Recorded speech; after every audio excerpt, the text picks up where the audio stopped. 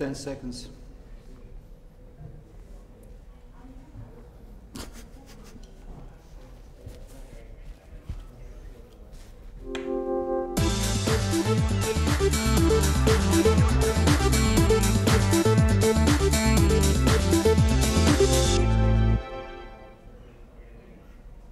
Dobar dan, dragi gledatelji. Danas imamo posebne goste u studiju 24 sata u Zagrebu. S nama su ambasadori članica Europske unije. Počet ćemo sa gospođom Astrid Versto, veleposlanicom Norveške. Hello.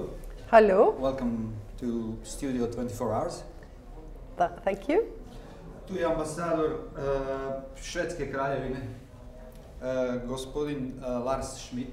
Welcome to our studio, Mr. Schmidt. Tack så mycket. Last but not the least, Mr. Andrew Dalglish, the ambassador of the United Kingdom to Croatia. Ovaj program ćemo voditi na engleskom zbog toga što nemamo simultani prevod, ali to vam neće biti problem da razumijete ova jednostavna i opsežna pitanja koja ćemo postaviti našim sugovornicima. Let me start with the first question that would be, you saw the stereo operation in Croatia. It's one of the foreign investments that are welcome in countries such as Croatia. How do you see it? What are your impressions? What are your comments on this business in Croatia? It's very interesting to be here. Thank you so much for inviting us.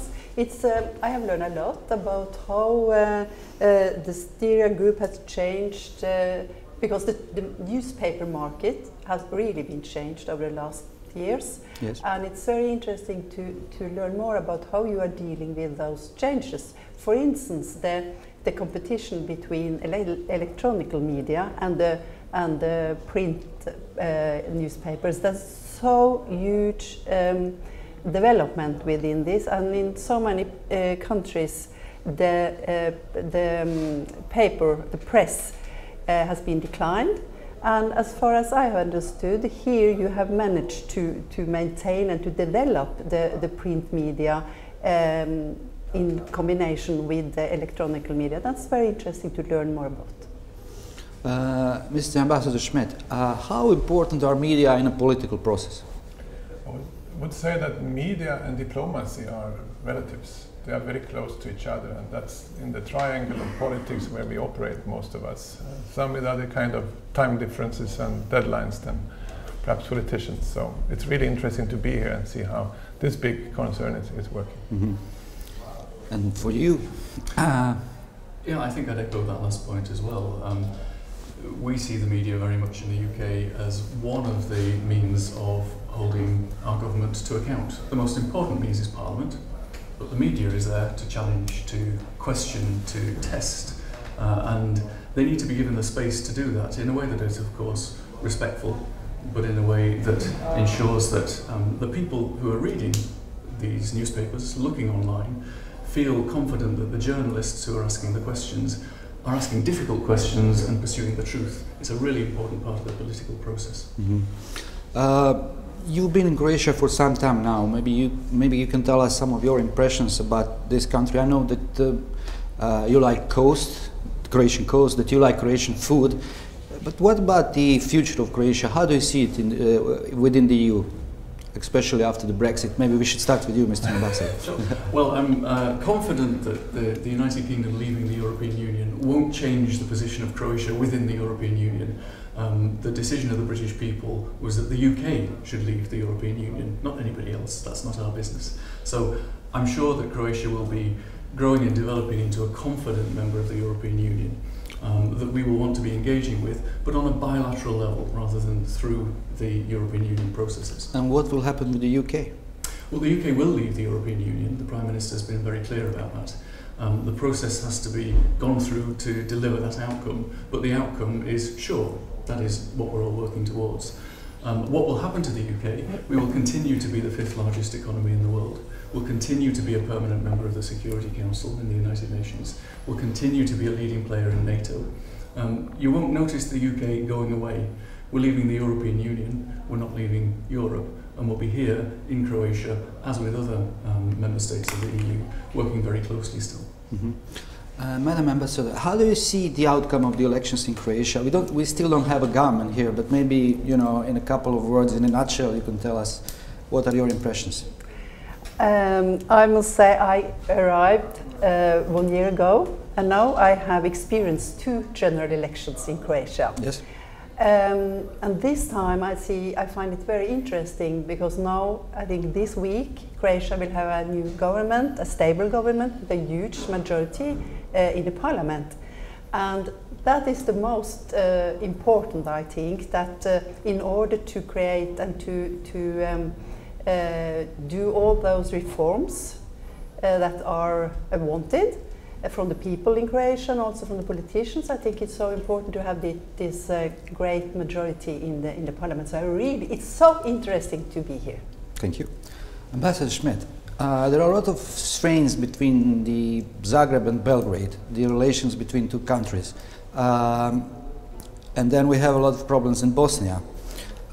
We had the elections yesterday in Montenegro that were actually were happening in a really tense situation. Do you think that the Balkans is becoming a problem for the EU again?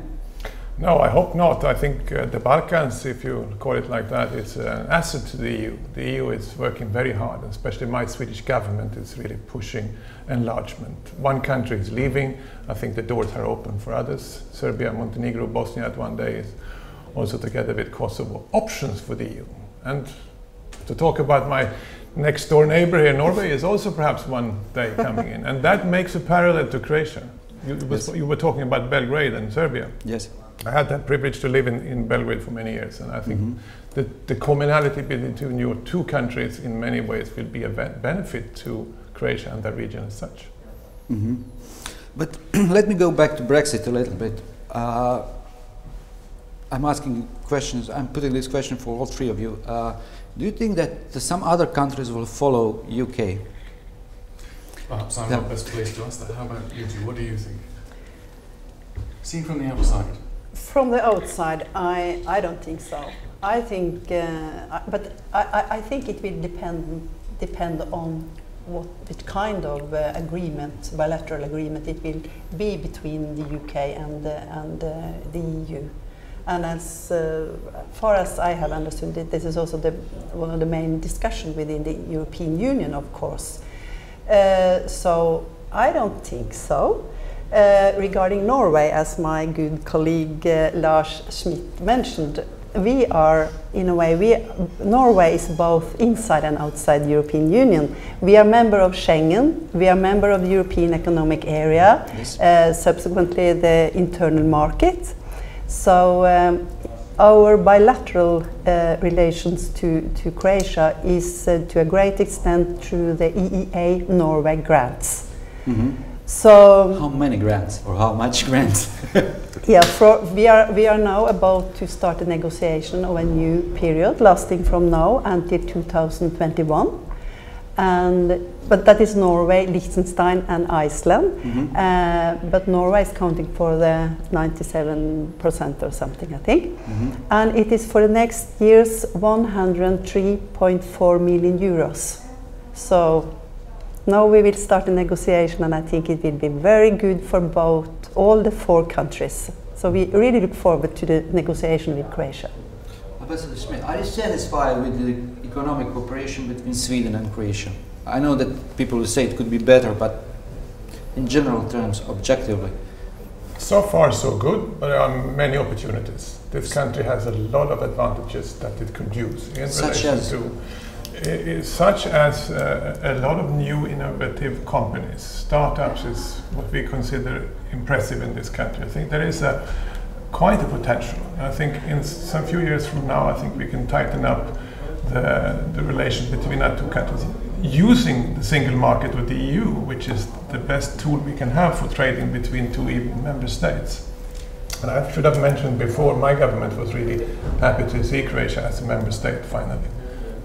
Gives us a lot of opportunities to work with you, because you have capacity here, you have high education standards, etc., that we can benefit from. What about the United Kingdom, Ambassador? The United Kingdom, I think we acknowledge that we can do a lot better in terms of our commercial relationship. We are Croatia's 17th export market. That's really a poor performance, yes, from our side, and I think that we can do a lot more. Clearly, services give a different impression because we have a lot of British tourists that come here, yes, and that's scored under services. But when the President was in the United Kingdom last week, she met the Prime Minister, she met the Secretary of State for Business, and in all of those meetings there was clear agreement that we need to work together more to deliver a better trade relationship. Part of that is about raising the awareness of British companies that there are opportunities here in Croatia. Part of it is also helping the Croatian government tackle some of the obstacles to good commercial relationships with businesses struggling perhaps with bureaucracy or regulation. And I'm really interested in engaging on that subject with the new government when it's in place. Okay. Your Excellencies, thank you very much for giving us this opportunity to speak with you. Dragi gledatelji, to je to. Završavamo ovaj live stream. I za 5 minuta možete pogledati još jedan live stream sa stranim ambasadorima u Hrvatskoj. Hvala.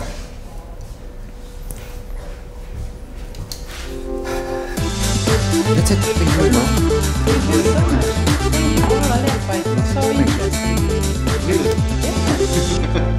It's amazing what you learn about Sweden when you go on an interview panel with them.